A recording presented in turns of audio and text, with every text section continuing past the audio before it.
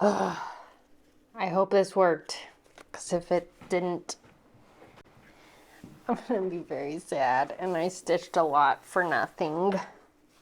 A flower outline stitched in a running stitch, gathered up, and then dipped in indigo. Can I make a dipped Shibori flower? That is my project challenge for myself today.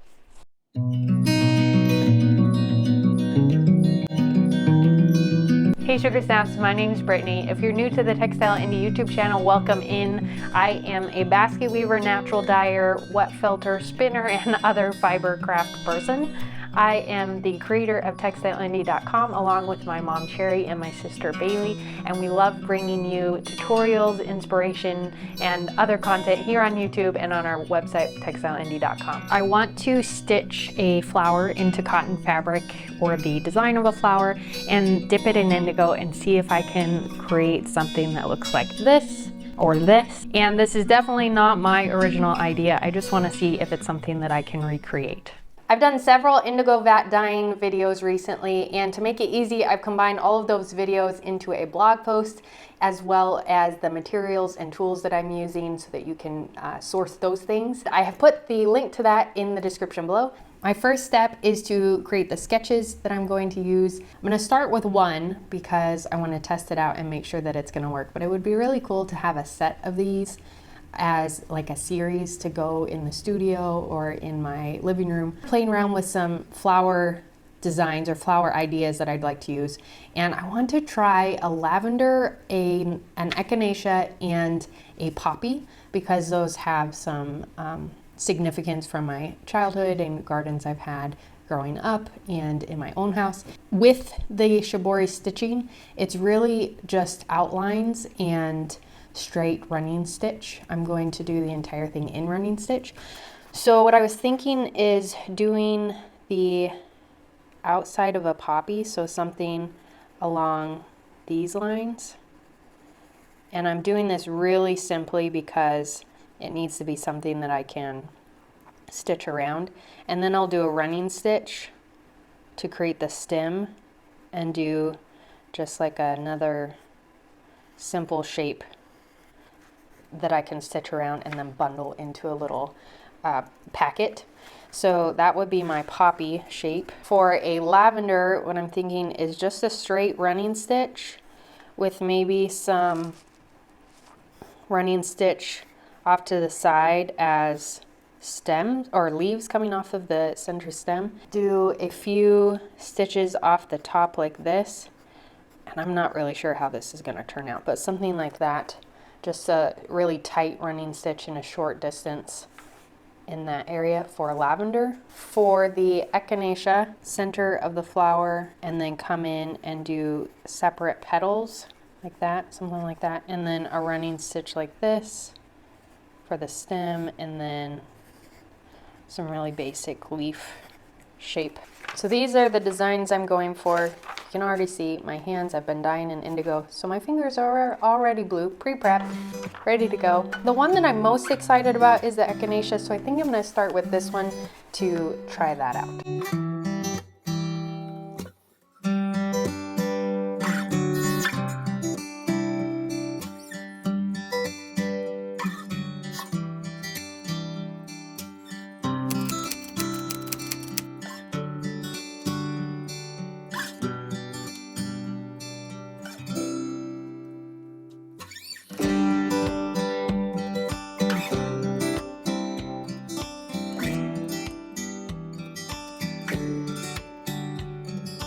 Now I'm going to start stitching.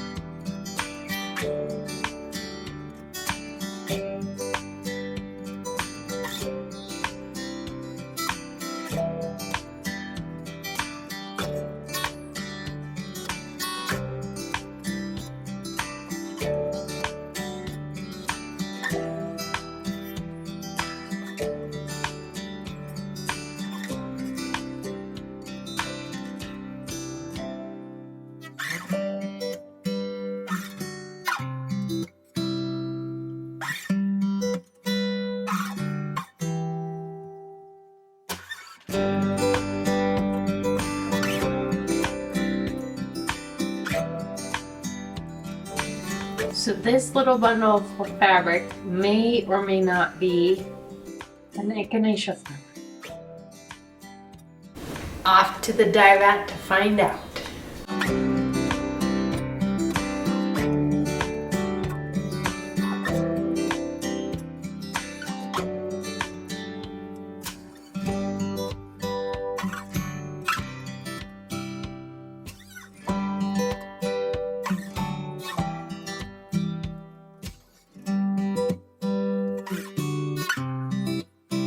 Oh, good grief.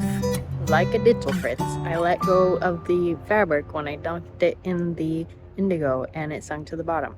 So now I have to go fishing. I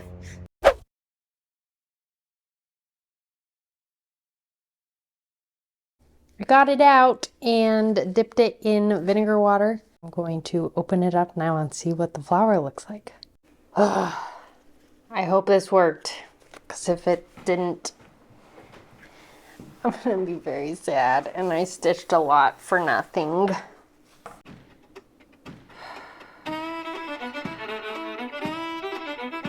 I am nervous. Okay, I'm going to cut these open. Oh man, it doesn't look like there's much of a difference.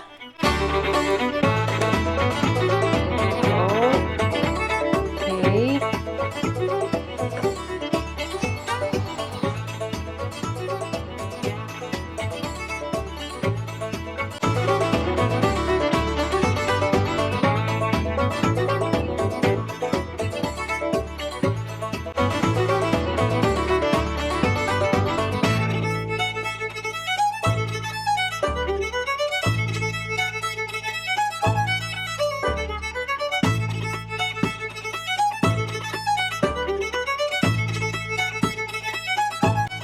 Okay, moment of truth.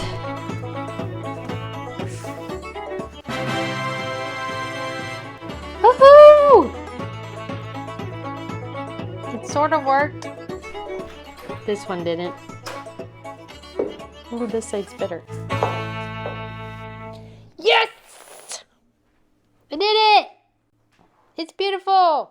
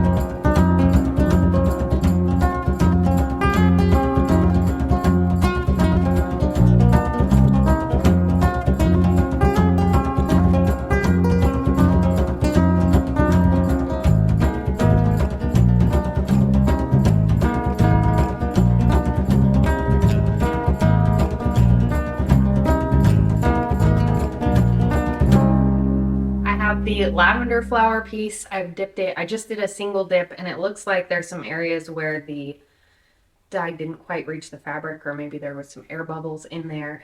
But I'm going to open this up and see how this one did. I was very pleased with how the echinacea turned out, so I'm excited to see this one. This was very much more an experiment because I just did the running stitch throughout the process, so we'll see how this worked. Also, with the echinacea, I discovered that you really have to be careful to make sure you catch each shape. And I probably, in retrospect, would do every shape individually rather than connecting some of them, because that would ensure my ability to tie them tight. I did lose one of the petals. Okay, well, That didn't turn out how I was hoping it would. Theoretically, it's here, but I think this area right here somehow got bunched too much, and so it didn't get blue dye in it. I can see the stem, and I can see my little flower sections, which actually would look pretty cool. But this whole section should be blue right in here by the stem, which would then separate the leaves down here, and the blobs are the upper portion of the flower up here. Well, that one didn't turn out how I was hoping, so I could probably try that one again, but I think I'm going to move on to the poppy. I think I definitely would stitch each of these separately. I did the two across from each other together, and I think that that caused some extra bubbling up in this area right here that is messing up my design.